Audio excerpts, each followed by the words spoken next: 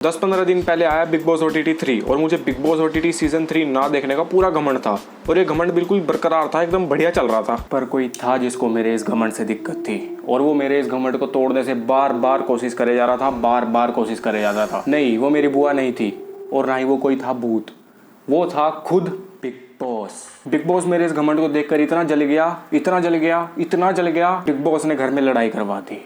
और वो भी एक लड़ाई नहीं, दो लड़ाई। ओह, ढंग से बोल ले, कैसे बोल रहा? तूने मेरे थप्पड़ कैसे मारा? अरे साले ढंग से ना बोल रहा। और बिग बॉस के घर में लड़ाई हो गई।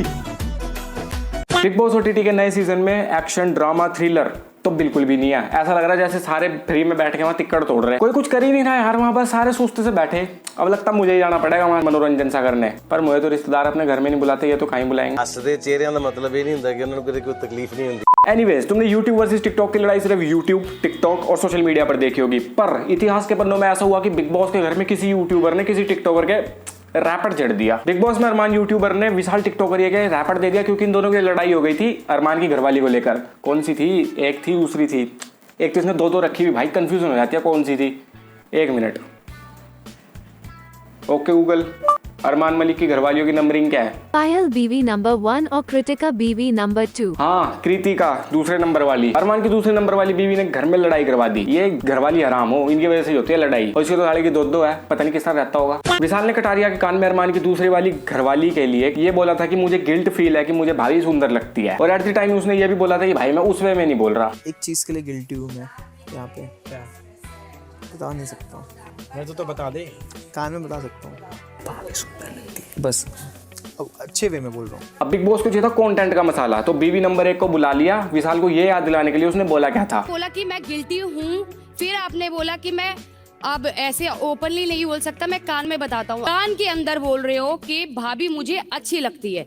भाभी मुझे अच्छी लगती है। पहली बात तो ये, विशाल ने ये नहीं बोला था कि मुझे भाभी अच्छी लगती है, उसने बोला था कि भाभी मुझे सुंदर लगती है। अच्छा लगना इस अलग चीज की तुम्हें भाई कोई चीज पसंद आ गई, तुम्हें चाहिए तो चाहिए, और सुंदर लगना इस अलग चीज की भाई तुम्हें सामने वाली चीज का नैन, नक्श, सांवला, गोरा ये सब पसंद आ जाए। और दूसरी बात ये, विशाल की गलती ये रही कि भाई उसने एक तो गिल्टी बोल दिया और एक उसने कटारिया के कान में बोल दिया। ये दोनों बात तो बिग बॉस में और बाहर उसकी बीवी नंबर 1 ने कैच कर ली, लेकिन ये बात किसने नहीं पकड़ी कि भाई उसने मुंह पे भी तो बोला था। अब मेकअप के बिना ज्यादा अच्छे लगते हो भाभी, सही बोल रहा हूँ। मेकअप के बिना ज्यादा अच्छे लगते हो आप। अब अगर उसके इंटेंशन गलत होते हैं तो वो मुंह पे क्यों बोलता? अभी तो सौरभ जोशी ने अपनी चाची को खड़े पैर आई लव यू बोल दिया था, अब इसका मतलब ये थोड़ी वो भगा ले जाएगा।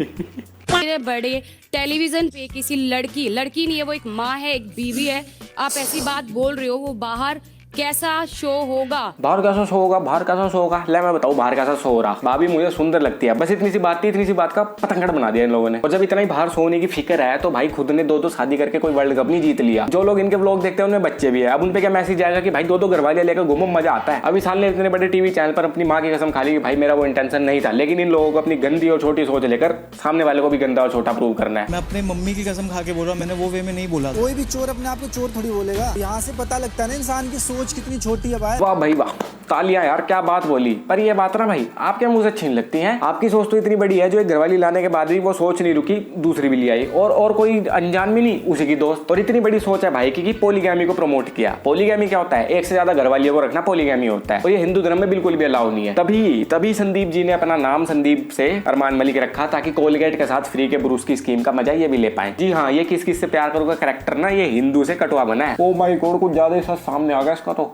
और मुझे तो ये नहीं समझ आ रहा भाई बिग बॉस के रूल्स हैं कोई मजाक चल रहा? जो रूल्स ब्रेक कर रहा वो तो घर में बैठने के लिए कंटेंट दे रहा, और जो रूल्स के साथ चल रहा उसे बाहर निकालने की कोशिश कर रहे हैं। और अगर सच में बिग बॉस रियलिटी शो है तो भाई इसे बाहर निकाल दो, वरना हेट देने के लिए तो जनता बैठी ही है। तैयार हो ना? जब अरमान मलिक एक के साथ एक फ्री का मजा ले सकता है तो तुम क्यों नहीं ले सकते? एक लफड़े के साथ एक फ्री का लफड़ा और बताता हूँ। बिग बॉस में कटारिया और नेजी की सीन ये था कि नेजी नशेड़ी विशाल टिकटॉकर के ऊपर चढ़ रहा था, ड्यूटी को लेकर ऊपर चढ़ रहा था। नेजी और विशाल की बहसबाजी होने के बाद कटारिया अपना भाईचारा का बोरी बिस्तरा उठा के नेजी को समझाने जा रहा था कि भाई तुम ऐसे मत करो, ऐसे करो।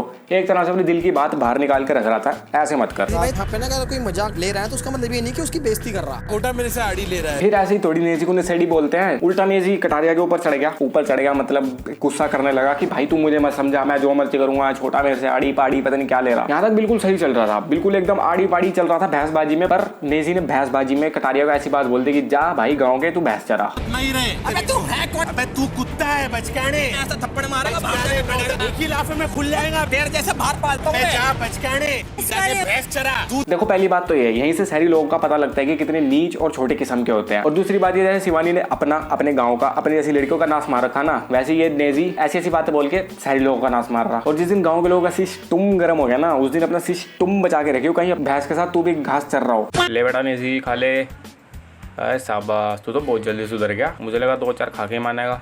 यार मैं बेजुबान के मारता नहीं, इतना भी पत्थर दिल नहीं हूँ। चलो मैं इसे खिला दूं फिर, इसने डिश भी तो निकालना है, वो घर में राशन खत्म हो गया ना। ले नेजी बेटा खा ले। अरे वो बता, तू नशे में क्यों रहता? बंदी बुंदी छोड़ गई क्या?